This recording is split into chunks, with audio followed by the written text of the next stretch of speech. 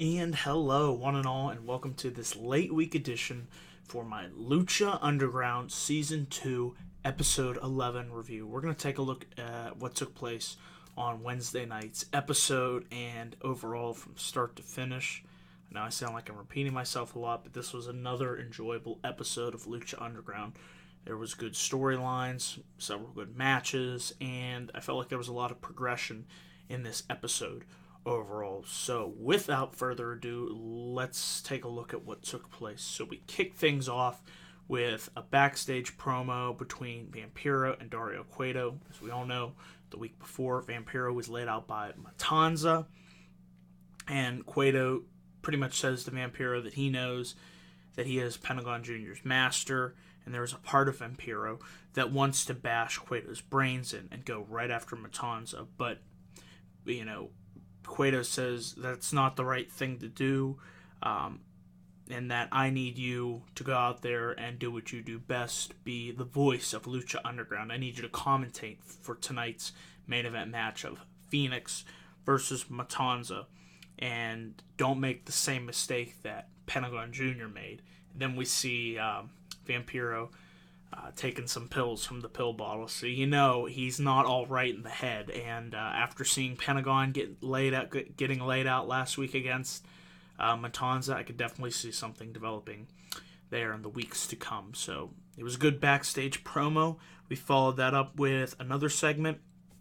It was between Joey Ryan and Cortez Castro. They were pretty much informed that they will be competing in what will be known as the Trios tournament, and the detective that they are working for wants more evidence to arrest Dario Cueto with the case that they have open against him. And they say that both Ryan and Castro will be tag team partners tonight. They will compete in a trios match.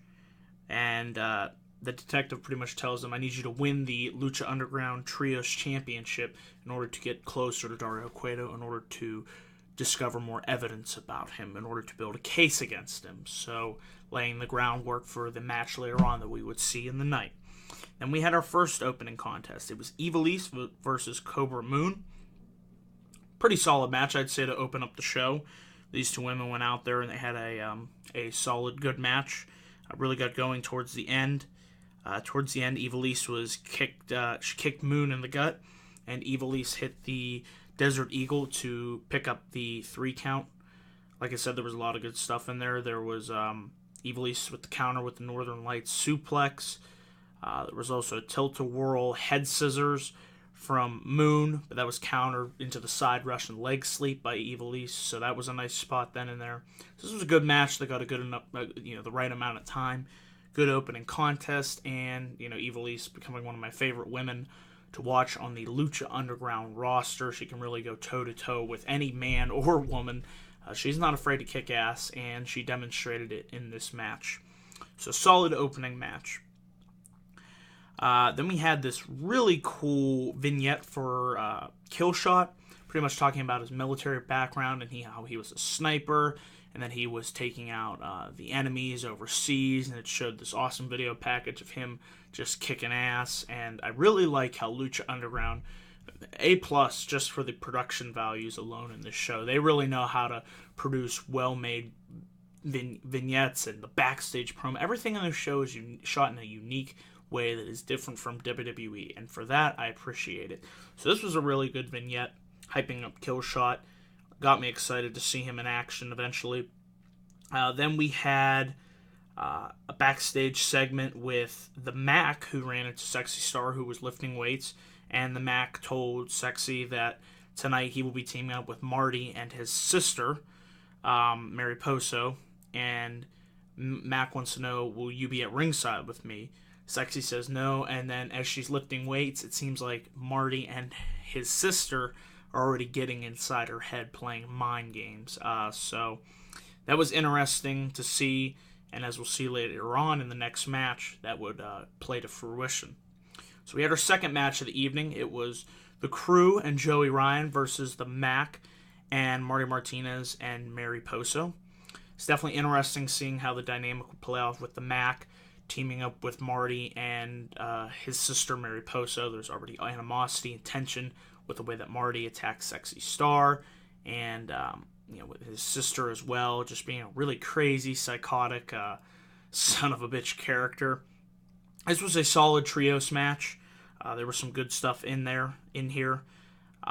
Like I said, it really broke down towards the end. The Mac was looking to make the tag in, and then they start hitting knife edge chops on between Marty and Mac. So you knew that the tension, the partnership, the fragile partnership that was formed in this match was not going to last that long. And then, like I said, Mac would hit Marty with the stunner, and then Crew would come in and hit the code breaker to pick up the victory. And then after the match, Sexy Star would make her way out to attack Mariposa, who was looking to make a beatdown on the Mac. So Sexy Star with the save, getting some level of revenge against Mariposa, and continuing this. I'd say it's an interesting feud between Marty the Moth, his sister Mariposa, taking on Sexy Star and the Mac. So I really like where they're going with this, with the mind games being played by Marty and his sister trying to get inside the head of Sexy Star. Like I said, this was a solid trios match. Good work from all teams involved. Like I said, the winners were Joey Ryan and the Crew were your winners in this match. Then we had what was next was a really awesome segment. It was Rey Mysterio and Dragon Azteca Jr. Mysterio informed Dragon Azteca that he will be entering into the Trios Championship, and you're going to need a third partner, Rey. Who's going to be our third partner? And Prince Puma arrives, or standing on the rooftop looking all badass, and they're pretty much saying that Puma shows up and says that I'm your partner, and Rey says that he found Puma fighting in the street, just like Azteca Master found him. And next week, they're going to bring the fight to the temple, so really looking forward to seeing where that match goes, with Mysterio teaming up with Dragon Azteca Jr. and Prince Puma. That should be a very good pairing and potential winners of the Trios Championship, Trios Tournament. So we shall see where that goes. And then finally, we had our main event match of the evening. It was Matanza versus Phoenix. I knew when they announced this match that I felt pretty bad for Phoenix, because he was going to go walk in there toe-to-toe with the Beast, Matanza, the Lucha Underground champion. Phoenix was able to get some offense in on Matanza, but it simply wasn't enough. I mean, Phoenix tried. He could barely get Matanza to his feet. He hit some sick-looking kicks to the head, but that was to no avail. Phoenix tried to hit a springboard drop kick, but that still didn't level Matanza. And after Phoenix went for the suicide dive, Matanza caught him and hit a power slam on Phoenix onto the floor. So that really, working over the back of Phoenix. And then Matanza rolled Phoenix back into the ring, hit the Wrath of Gods. 1, 2, 3. Your winner is Matanza. Really wasn't much of a fight.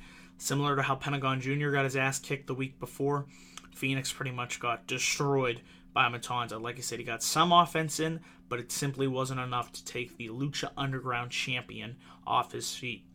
Then Katrina made her way up on the little staircase, and she pretty much came out, as Matanza was looking to rip the mask off Phoenix, and Muertes would make his way to the ring and start leveling rights on Matanza, and he would have Matanza scurry outside the ring, and it led to an interesting dynamic with potentially Muertes going up against Matanza. We might see that match next week or the week to come. That would definitely be a power versus power match. Two heavies going in there and really going toe-to-toe with one another. So, overall, I enjoyed the show from start to finish. There was a lot of good stuff on it. And if I had to give the show a rating, I would give it a solid A. Lucha Underground continues to prove why it is the best professional wrestling product out there on a weekly basis. If you haven't checked out Lucha Underground, check it out as soon as possible, because you will certainly become a fan. So yeah, those are my thoughts and opinions on Lucha Underground Season 2, Episode 11. Let me know down in the comments section below what you guys thought of this week's episode of Lucha Underground. So thank you all once again for watching this video. Please click that like and subscribe button for more video content coming soon to this channel. And of course, be on the lookout for my live Raw review this upcoming Monday at 11:15 p.m. Till then, guys, take care, stay safe, have a good weekend. Peace.